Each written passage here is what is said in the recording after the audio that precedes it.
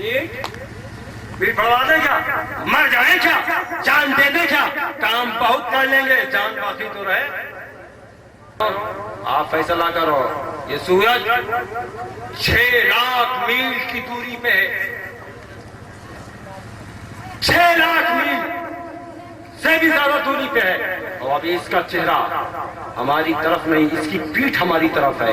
اتنی دوری پر ہونے کے باوجود ہم دن میں گرمی کے موسم میں اس کی شدت میں، اس کی عدت میں، اس کی تپش میں، اس کی لو میں، اس کی لاک میں ہم کام نہیں کر سکتے۔ 2 گھنٹے کی چھٹی کر لیتے ہیں، 3 گھنٹے کی چھٹی کر لیتے ہیں، 4 جب بجتا ہے تب جاتے ہیں ہم گھر سے، تاکہ شام کا ٹائم کام کریں، آرام آ جائے، سکون مل جائے۔ قیامت کے میدان میں زمین تانبے کی ہوگی، قیامت کے میدان میں زمین تانبے کی ہوگی، اور یہ سورج جو 6 لاکھ کلومیٹر، یہ 6 لاکھ میل سے اوپر ہے، یہ حدیث پاک میں ہے کہ سوا نیزے پہ ہوگا۔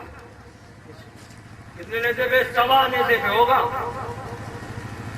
اور اس کا چہرہ ابھی ہماری طرف نہیں، قیامت کے میدان میں اس کا چہرہ ہماری طرف ہوگا۔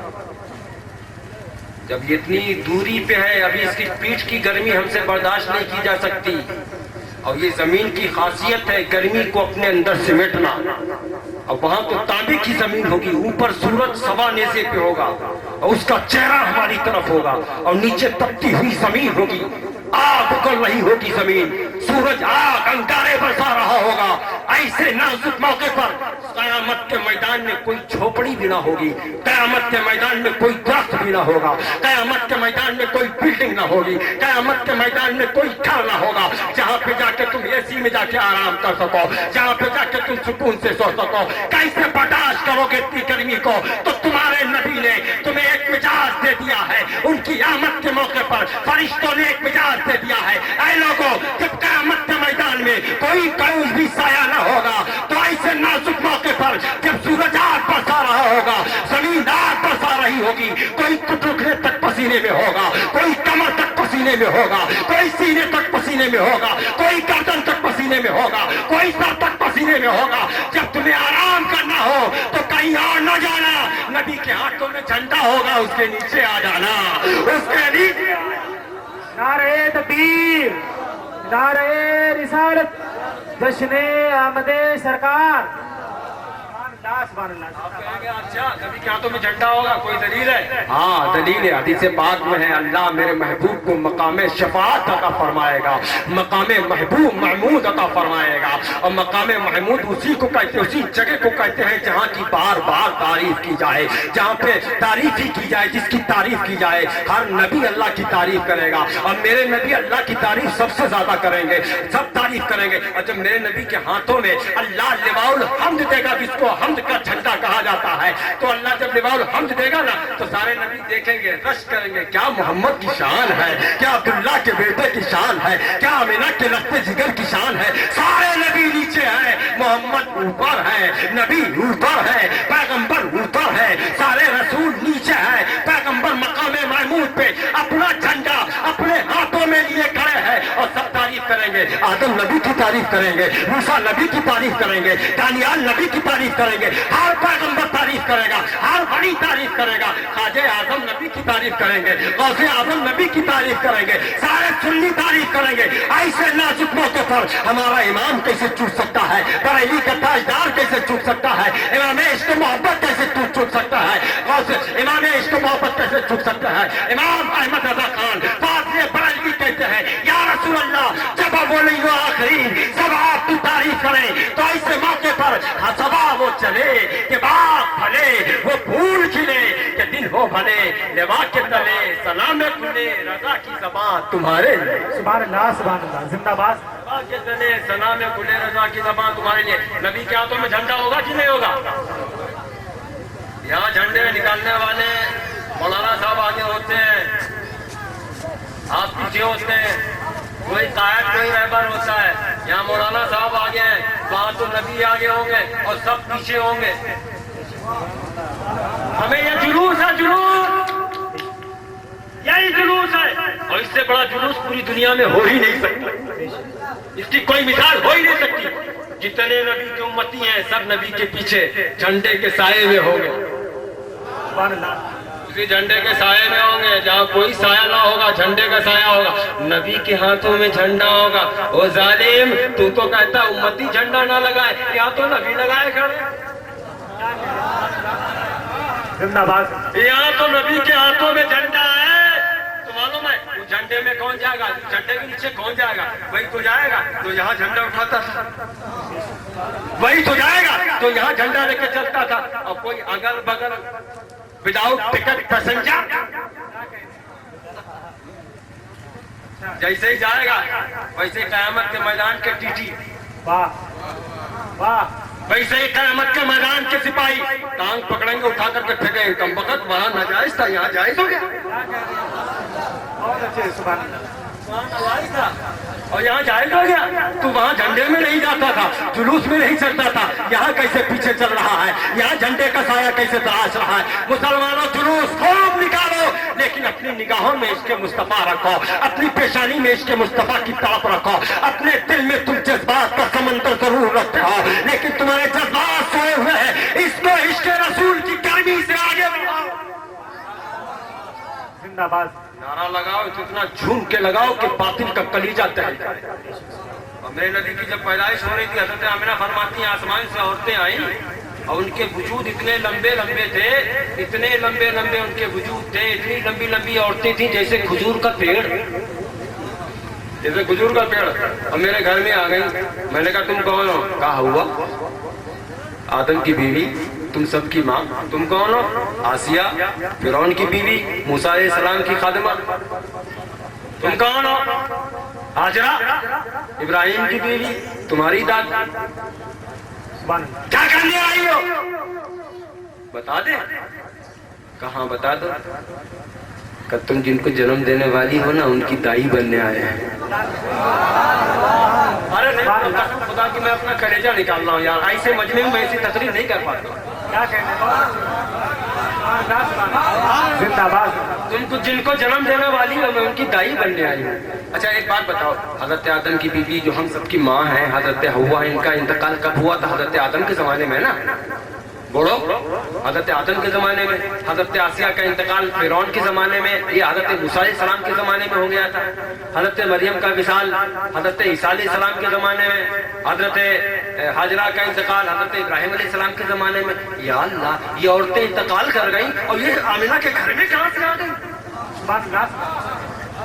ये आमिना के घर में कहाँ से आ गई? तो आप कहेंगे अल्लाह ने उनको कब्र में भी इसीलिए जिंदा रखा था ताकि ये नबी की दाई बन सके। अब मेरी बात सुनो मुसलमानों, ताकि ये नबी के यहाँ आ सके। अल्लाह ने बात समझना, अल्लाह ने उन अंबिया की औरतों को इसीलिए जिंदा रखा था ताकि नबी के घर नबी की आमद के मौके पर आ सके।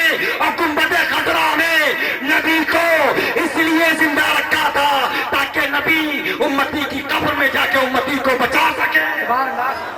नारे तकबीर, नारे रिसालत, जश्ने आमदे सरकार। सुभान अल्लाह। अंबिया को इसीलिए, अंबिया की उन औरतों को इसीलिए जिंदा रखा ताकि नबी की पैदाइश के मौके पर घर जा सके, आमिना के घर जा सके। और नबी को इस कब्र मुनव्वर में इसीलिए अल्लाह ने जिंदा रखा ताकि कयामत तक के उम्मतियों को कब्र के अजाब से मुस्तफा बचा सके, मुस्तफा बचा सके। और अगर बचाए ना तो उम्मती की कब्र में आए ना, अगर बचाए ना तो उम्मती की कब्र में आए ना। हज़रत आमिना फरमाती वो औरतें आई और उन्होंने कहा आमिना मुबारक हो, तुम सारे नबियों की सरदार की माँ बनने वाली हो।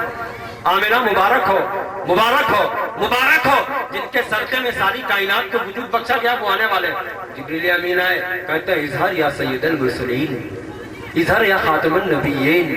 रसूलुल्लाह आ जाइए, कायनात इंतजार कर रही है। रसूलुल्लाह आ जाइए, सारी दुनिया इंतजार कर रही है। हर नबी की रूह झूम रही है, जन्नत के दरवाजे खोल दिए गए, आ जाइए। हूरों की कतार आपके घर में भेज दी गई, आ जाइए। मोमिनीन की आवाज़ें मचल रही है, आ जाइए। हम सब महबे इंतजार हो, आ जाइए। और जब आमिना का बकरे मुर्गी आमिना के शिकमे अतार से बाहर आया तो तारीफ فرماتی ہے کہ میں نے اپنے بیٹے کو جب جنم دیا نا تو ایسی خوشبو نکلی کہ مشک میں ویسی خوشبو نہ تھی، اتنی روشنی نکلی۔ رأیت قصور شام، میں نے شام کے محلوں کو دیکھا، مصر کی چراگاہوں کو دیکھا۔ ہمارے گھر کا ماحول یہ ہے، آپ کے گھر کا کلچر سوسائٹی بھی یہی ہوگی جو میں سمجھ رہا ہوں، یہی ہوگی۔ جب ہمارے گھر میں بچے پیدا ہوتے ہیں تو دروازہ بند کر دیا جاتا ہے، یہی ہے نا، کوئی دوسرا تو نہیں ہے نا؟ ارے اپنی برادری کو بولو نا بھائی، یہی ہے کہ جب بچے پیدا ہوتے ہیں ہمارے گھروں میں، جب پیدائش کا موقع ہوتا دروازہ بند کر دیا جاتا، کھڑکی بند کر دی جاتی، روشن دان بند کر دیا جاتا تاکہ باہر والے کی کوئی نظر نہ پڑے، ہماری بہو بیٹی بہن کی کوئی عزت و آبرو پر کوئی حرف نہ اٹھا سکے، کوئی نظر نہ اٹھا سکے۔ بچے کی ولادت ہوتی ہے دروازہ بند کر دیا جاتا ہے، کھڑکی روشن دان بند کر دیا جاتا۔ آمنہ فرماتی ہے میں اکیلی تھی، گھبرا رہی تھی، آسمان سے حوریں آ گئی اور آسمان سے یہ جنتی عورتیں آ گئی، تو ایسے موقع پر جب پیدائش کا وقت آیا نا تو مجھے ڈر لگا کہیں ایسا نہ ہو کہ درد ہو، تکلیف ہو۔ تو حضرت آمنہ کی بارگاہ میں جبریل امین نے عرض کیا لو یہ پانی پی لو، یہ جنت کی نہر کا پانی ہے، یہ جنت کی نہر کا پانی ہے، اسے پی لو۔ حضرت حوا نے جبریل کے ہاتھوں سے لے کے وہ جبریل کے ہاتھوں سے لے کے وہ بڑھایا، اپنے ہاتھوں سے لے کے پیالہ بڑھایا، اور جب انہوں نے پیا تو حضرت آمنہ فرماتی شہد سے زیادہ میٹھا تھا، دودھ سے زیادہ سفید تھا، برف سے زیادہ ٹھنڈا تھا، اور جب میں نے پیا نا میرے بدن سے خوشبو پھیلی، اور جب خوشبو پھیلی تو مجھے درد کا کوئی احساس نہ ہوا، لیکن جب میری آنکھیں کھلی نا تو یہ کعبہ کا نور چمک رہا تھا، یہ آمنہ کا تارا چمک رہا تھا، اور کس شان کے ساتھ میں چمک رہا تھا، کہتی ہے خرج منی نور، مجھ سے نور نکلا، اللہ نے بھیجا تو کہا قد جاءکم من اللہ نور، میں نے نور بھیجا۔ وہ نبی جو تشریف لائے وہ کہتے ہیں انا من نور اللہ، میں اللہ کا نور بن کے آیا ہوں۔ بند کمرے میں لیٹے لیٹے، دروازہ بند ہے، کھڑکی بند ہے، روشن دان بند ہے، سارے راستے بند ہیں، اندھیرے کمرے میں کچھ بھی دکھائی نہ دے، نہ باہر کا اندر نہ اندر کا باہر۔ اور آمنہ کہتی نور اتنا نکلا کہ دیواروں کے پردے ہٹ گئے، سبحان اللہ، نور اتنا نکلا دیواروں کے پردے ہٹ گئے، اور میری نظر لیٹے لیٹے بند کمرے میں لیٹے لیٹے مصر میں جو اونٹ چل رہے تھے، شام کے جو محل تھے جو جگمگا رہے تھے، میں نے سب کو دیکھ لیا، اور خالی دیکھا ہی نہیں، اونٹوں کی گردنوں میں جو رسیاں بندھی تھی، گھنٹیاں بندھی تھی، ان کے بجنے کی آوازیں اسی کمرے میں نے سنی، اسی کمرے میں سن لی۔ اب سالم جب نبی کے پیدا ہوتے ہی نبی کے نور میں آمنہ اتنی دیکھ رہی ہوں تو آمنہ کا لال کتنا دیکھتا ہوگا جو صحابہ نور ہے، جو خود نبی کے نور کی روشنی میں۔ آمنہ ہزاروں کو اس کی دوری کی آواز کو اگر سن رہی ہے تو وہ نبی کا عالم کیا ہوگا، جن کے بارے میں اعلیٰ حضرت فرماتے ہیں تو وہ نزدیک کے سننے والے وہ کانے لالے کا مت بلا سنتے ہوں گے، یقیناً سنتے ہوں گے۔ حضرت آمنہ فرماتی ہے وہ جب پیدا ہوئے تشریف لائے، میں نے دیکھا ثم انا بہو ساجدہ، میں نے ان کو سجدے کی حالت میں پایا۔ اب تقریب بہت لمبی ہو جائے گی، وقت کافی ہو چکا، سجدے کی حالت میں پایا۔ نبی پاک تھے اس لیے تو پہلے ہی سجدہ کر رہے تھے، نبی نے پہلا سجدہ کر کے ساری دنیا کو پیغام دے دیا، اے لوگوں میں پیدا ہوتے ہی سجدہ اس لیے کر رہا ہوں تاکہ دنیا والے جان جائیں یہی وہ مقدس نبی کا ماتھا ہے جس سے پوری کائنات منور ہوگی، جس سے پوری زمین پاک۔ بے شک سبحان اللہ۔